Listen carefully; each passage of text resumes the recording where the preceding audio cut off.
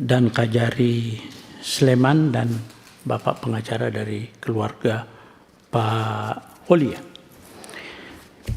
Saya mau tanya dulu sama, mohon izin Pak, saya dialog langsung. Silakan. Pak Kapolres Sleman, sejak kapan jadi Kapolres Anda? Dihidupin Pak. Ya. Januari tahun lalu Bapak. 1 tahun ya. Siap. Anda sebelum jadi Kapolres sudah di asesmen belum? Siap, izin kami pada saat Kapolres masih AKBP juga sudah asesmen Bapak. Sudah. Sudah baca belum KUHP dan KUHP baru?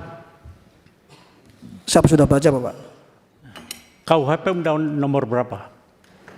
KUHP yang baru itu nomor berapa? Nomor Kalau Anda sudah baca Bapak. Nomor berapa? Nomor 1. Iya nomor 1 tahun berapa? Nomor 1 tahun 2003 Bapak. 2023. KUHP? 2023. Ulangi. 2025. Saya tanya Anda karena ada kaitannya nanti di pasal di KUHP. Berlakunya kapan sih itu KUHP dengan KUHP? Sejak tanggal 2 Januari kemarin Bapak. Kemarin kapan? Kemarin dulu. 2026. 2026. Siap. Jawabnya begitu kalau Anda Kapolres. Kemarin kok, kemarin apa? Anda Kapolres.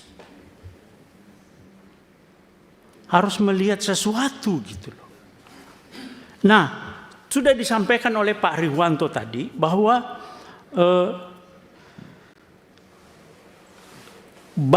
Pak Kapolri sudah baca pasal 34 KUHP. Sudah baca? Enggak.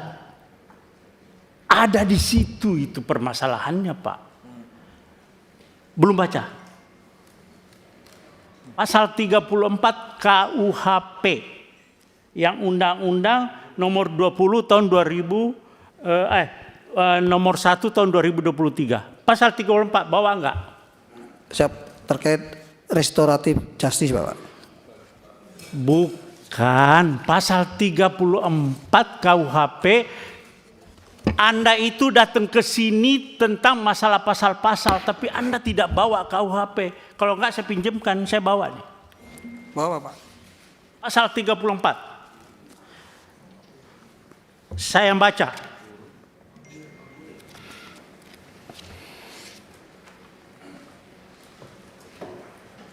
Kalau ya saya Kapolda kamu, masih Kapolda, Anda tidak bakalan sampai ke Komisi 3 dan saya sudah berhentikan Anda. Anda kok Kapolres sudah kombes seperti itu. Bagaimana polisi ke depan? Oke, saya bacakan pasal 34 ya. Pasal 34. Setiap orang yang terpaksa melakukan perbuatan yang dilarang tidak dipidana jika perbuatan tersebut dilakukan karena pembelaan terhadap serangan atau ancaman serangan ketika yang melawan hukum terhadap diri atau terhadap diri sendiri atau orang lain. Kehormatan dalam arti kesusilaan atau harta benda sendiri atau orang lain. Oke, itu kalau Anda belum jelas, saya bacakan pasal 34 penjelasannya. Itu lebih rinci lagi di situ. Ada penjelasan pasal 34. Ini bukan tindak pidana. Kalau di KUHP Lamu Perma, alasan pembenar bahwa orang itu membela diri. Membela diri, bukan undang-undang lalu lintas. Anda salah menerapkan hukum. Jaksa lagi P21 juga. Anda koordinasi yang nggak benar itu. Polres dengan kejaksaan. Anda koordinasi tapi salah. Bagaimana? Jadi maksud saya begini Pak Kapolres dan Pak Kajari. Ini bukan RJ. Bukan RJ. Tidak ada tindak pidana di sini. Sependapat dalam tidak ada tindak pidana. Orang yang Bapak tahu, Bapak ngomong di televisi saya lihat Pak Kapolres itu, oh dia melakukan pembelaan yang melakukan tindakan tidak seimbang. Bapak tahu apa yang jambret itu tidak ada istilah di KUHP. Itu adalah pencurian dengan kekerasan. Bukan 36, bukan pencurian biasa, bukan pencurian pemberatan, tapi pencurian dengan kekerasan. Curas itu Pak, curas itu begal. Dia bawa celurit, bawa senjata tajam, bawa apa segala, bisa bawa senjata api. Nah, ketika orang itu, ini bahaya Pak. Nah, Anda bilang tidak seimbang, dikejar oleh suaminya, korban. Orang sipil Pak, tidak punya apa-apa. Orang sipil nggak punya apa-apa itu.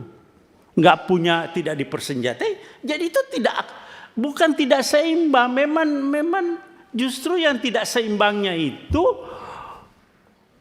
orang sipil Pak yang mengejar pelaku curas. Bagaimana Bapak bilang tidak seimbang? Ya, jadi coba bolak-balik begini Anda salah menerapkan suatu pasal.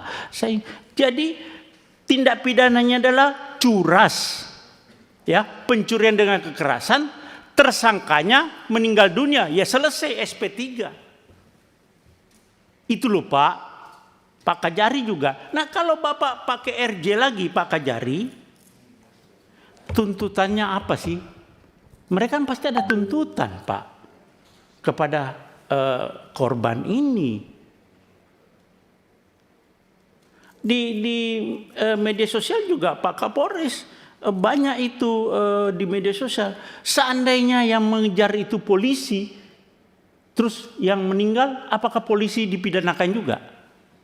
Kan selama ini nggak pernah polisi ngejar meninggal orang itu kan tidak dipidanakan juga. Jadi pasal 34 Pak, nanti coba Bapak buka, terus penjelasannya juga itu alasan pemaaf. Karena orang ini jadi korban Pak. Orang korban jangan jadikan tersangka. Ini kenapa Pak Kajari juga begitu, P21, langsung RJ. RJ itu ada tuntutan lagi toh Pak. Nah saya mau tanya Pak Kajari, dia minta berapa sih? Atau apa tuntutannya yang dari sana? Ya jawab Pak. Mohon izin Bapak, jadi pada saat pertemuan di Zoom meeting pada tanggal 26 tersebut, itu sempat disampaikan oleh pihak dari Palembang melalui kuasa hukumnya. Karena saya suruh bicara sendiri, keluarga yang dalam hal ini sebagai jambret itu tidak mau Pak. Tidak mau bicara, semua pokoknya melalui kuasa hukumnya. Iya bukan melalui kuasa hukumnya. Makanya kuasa hukumnya akhirnya menyampaikan pada forum itu, mungkin pihak keluarga daripada Pak Ogi juga tahu, itu hanya memberikan bahwa dia waktu itu biaya-biaya yang timbul seperti untuk mengantar jenazah dari Jogja ke Palembang, biaya ambulannya, terus biaya pemakamannya, dia seperti itu hanya menyampaikannya. Selanjutnya akan nanti Nilainya berapa Pak? Dia belum menyebut nilai pada saat itu Bapak. Pada saat pertemuan Zoom meeting itu dia tidak menyebut nilai, hanya menggambarkan bahwa kan kami ada pengeluaran biaya-biaya seperti biaya ambulan, biaya pemakaman.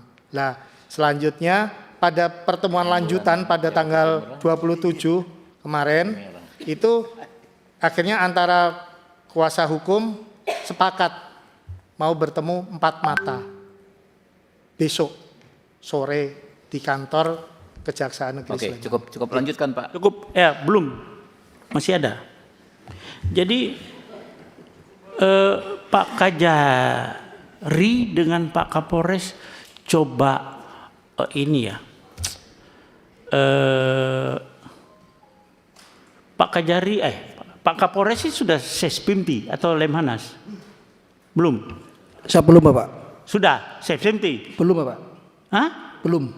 Belum. Ya udah. Maksud saya coba lebih, dan mungkin saya lihat Bapak belum tahu persis, tapi sebetulnya polisi sudah ada yang namanya overma, alasan pemaaf di KUHP yang lama. Tapi KUHP yang baru juga ada Pak, di pasal 34, coba Bapak baca berulang-ulang. Dan itu curas Pak, bukan pencurian biasa. Pencurian dengan kekerasan yang resikonya tinggi sekali. Masih lumayan Bapak suaminya mau mengejar dengan punya keberanian yang cukup Pak. Tidak semua orang mau mengejar. Nah, di dalam terjadinya pengejaran itu terjadi suatu kecelakaan begitu. Ya sudah selesai, tersangkanya meninggal dunia. Tidak ada lagi RJ.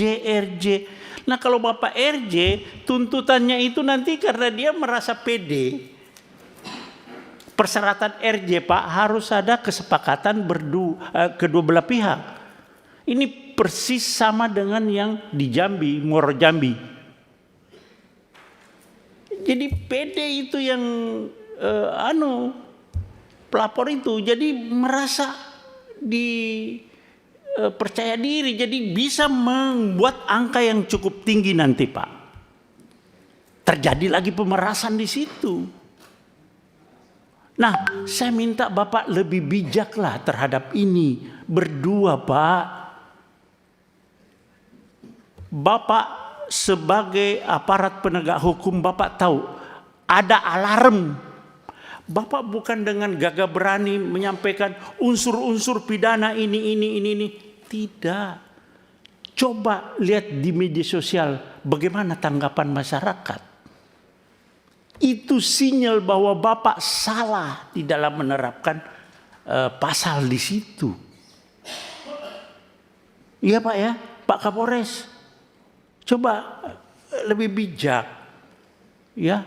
Kita lagi sekarang polisi dengan jaksa dengan hakim, reformasi Polri, tapi tetap bergulir. Anda tidak mengerti Pak Kapolri, bagaimana sih Polri kita ini jaga supaya marwah Polri ini lebih dipercaya kepada masyarakat. Tapi Bapak ada kegiatan potongan-potongan kelakuan Polri yang membuat citra Polri semakin buruk.